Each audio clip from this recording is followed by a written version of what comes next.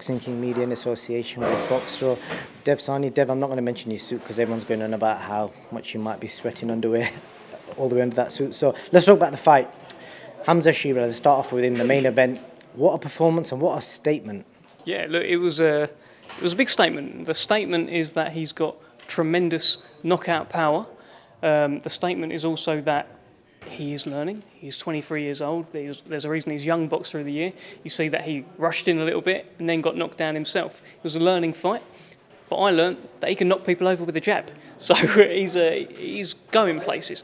He's 23. It's unbelievable. He's got such a wise head on young shoulders, and he's a tremendous middleweight power puncher who's just going to get better and better and better. And I think tonight would have done him the world of good. No one does that really to Francisco Torres. No one does that. You've seen what Jose Benavidez really struggled with him, but Hamza SHEERAZ did. You know, he got him out of there, and it was a great performance. He's on a ridiculous run as well. That's 10 straight knockouts. He packs a serious punch. 10 straight knockouts. I was saying earlier on, I remember when he first started, he was like 18 years old. He was very skinny. You couldn't really see much muscle on him, and he wasn't knocking anyone out. And then he's gone on this surge of power. He's found out how to knock people out, and he can't stop doing it. 10 in a row, doing very well. 100%. Everyone keeps talking about Denzel and Bentley, but I threw a couple of different names in the mix. I personally love the idea of Hamza SHEERAZ versus Anthony Fowler. Yeah, look, that's a good fight. That's a fight that I'm sure both fighters would say yes to. Promotional divide and all that, which is annoying to hear as a fan. But if there was a way that fight could happen, I'd love to see it, and I'm sure you'd love to see it as well. That's a real tear up, that fight. And Liam Williams. Yeah, and we don't know what Liam Williams is doing. Has he boxed since So he hasn't boxed. I've seen that he's in the gym. He's working hard. Yeah, I think that could be a good fight at some point. Definitely. I just get the feeling Denzel Bentley might be a bigger fight later down the line. But either way, great performance from him. Overall, the undercard, every fight, I said to Francis earlier, every fight has quite matched really well, some really good matchmaking. So which other performances stood out for you? Let's go Pierce O'Leary, wow. Pierce O'Leary went a little bit viral tonight, and he created a meme out of his knockout. I think Cole Frampton said that in punditry. Great. That's a way to make your BT Sport debut. Get in there and get the fella out of there and beat your chest and look down the camera and say something. And I think he was excellent. I was speaking to Archie Sharp, actually, who turned up as well, and he said that Pierce O'Leary is the most talented kid in the gym. That's a very talented gym. He's 22 years old. He's won a lot as an amateur, and I think he's really going places, and he's on a great platform to go to those places. And moving on, Dennis McCann got the stoppage. He dropped him early, but eventually took a few more rounds, got the stoppage. What did you think of him? Loud crowd for him as well. Dennis McCann is a star. You could say he's a star in the future. He's a star right now. The sort of numbers that he started getting on social media within the last sort of year or so are very, very good. He's sort of our TikTok star as well. Some of the numbers he was doing this week. But away from that, who does that to James Beach? We've seen him in with Brad Foster. We've seen him in with Chris Bourke. Heavy-handed Chris Bourke, by the way. We've seen what Chris Bourke can do to people. And no one does that to James Beach. Dennis McCann had him over in the first, had him over in the last, and forced the Beach towel. So, yeah, you knew I was going to say something. But, yeah, excellent performance. And I don't know what weight he's going to settle at. This was at a sort of catch weight between super bantam and featherweight. I guess anyone at 125 can get it. but yeah, no, he's good. He impressed tonight. Heffron, Lennox Clark. Lennox was a big favourite with the bookies, and the fight was obviously the other way around. He showed a lot of heart, a lot of grit. He refused to give up. You know, people are saying he shouldn't have got stopped. You know, but what did you make of the stoppage and the fight overall? Look, I thought the stoppage was just about right. I think there was 2 or 3 seconds of a window there where the referee could have jumped in. Some referees wouldn't have, but he did. So he was given that window of opportunity, and he called it off. Obviously, Lennox is going to complain about that. That's what you do if you're a fighter and you feel it was too early, but I think it was okay. Mark Heffron, incredible. I mean, his manager was telling me earlier in the week that he's never lost a round as a super middleweight.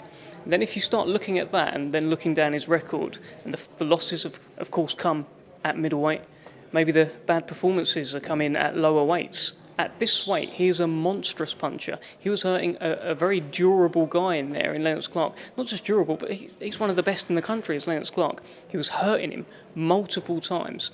And I think the future is very, very bright for Mark Heffron. It meant a lot to him tonight. He lost his mum this year as well. His girlfriend was there as well, and it was an emotional changing room. And what a year this is turning into for Joe Gallagher, by the way. Shout out to Joe Gallagher. Paul Butler, world champion. Natasha Jonas, world champion. Mark Heffron, British, Commonwealth, not world champion. He's got an IBF bauble there as well. Maybe world champion soon.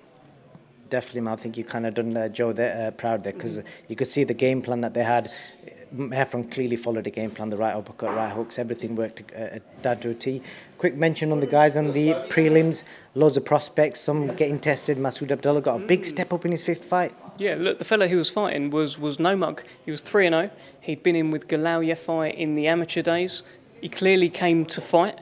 He gave a very good account of himself, and he asked Masood plenty of questions. But these are the questions Masood needed to be asked. He's just been having it all his own way, really, so far in his career.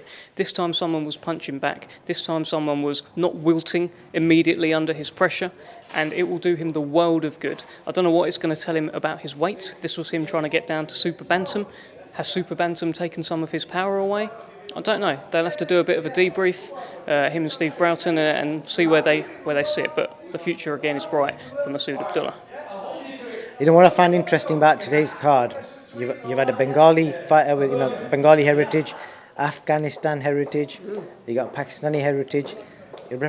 Frank Warren Promotions bringing out the Southeast Asians from London. There you go, and look who you're talking to. Yeah, look who you're talking to as well. We love it. We love it over here. Khalid Ali, just a word on him.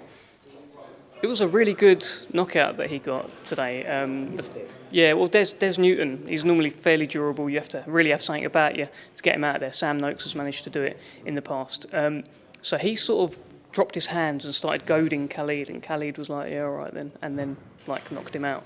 The doctor ran in mid-count and was shoved back by the referee. It was quite a moment, and then he jumps to the rope, he beats his chest there. Shout out Khalid Ali, now 3-0.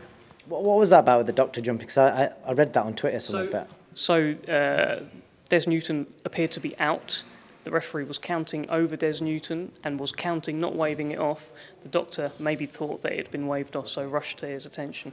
But the referee said no. No, I'm still counting, mate. So yeah. That's definitely interesting. I've not seen that before. So that's pretty much a show wrapped up. What is next for Queensberry Promotions? Yeah, I mean, I think our next show, we haven't announced anything yet. We're looking at the tail end of September. Plenty of exciting stuff coming up. And you know what the stable is. You know some of the stars of the stable. Daniel Dubois, Joe Joyce, Anthony Yard are all going to be out in the last part of the year, and I'm very excited. And hopefully this Yard Beterbiev thing can get sorted and announced soon. That's a fight. That's a fight.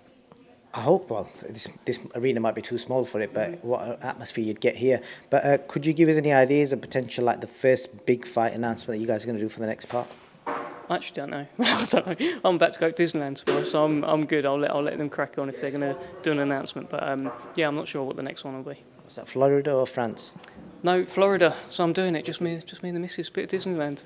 Big kids. I did see somebody's post from yesterday, and he was pissing it down. Yeah, we've seen this as well. I've been watching. My wife's following it on like TikTok and all sorts, so she's just getting constant Disney rain. Ponchos. So we've got ponchos and we've got trainers protectors. So we move. Dev, thank you so much for your time. Before I let you go, is there any sort of exclusive, anything you could tell the fans that somebody may not know about Frank One Promotions, anything coming up? Yeah, I would like to tell everyone who watches this interview and everyone who watches all of your interviews to say well done to you, because you're doing a great job, and also to subscribe to Queensberry's YouTube. Subscribe. Just cheeky plug there, but yeah, 100%. Abna, I appreciate that, Dev. I appreciate your time, and I appreciate you guys making Boxing King Media welcome at your events. You're smashing it, by the way. You should get more credit. You've got tons of followers, subscribers. Well done, and it's good to see you coming to these events now and getting your face out there. You're very good. So keep it up. God bless, man. Thank you. Well done, mate.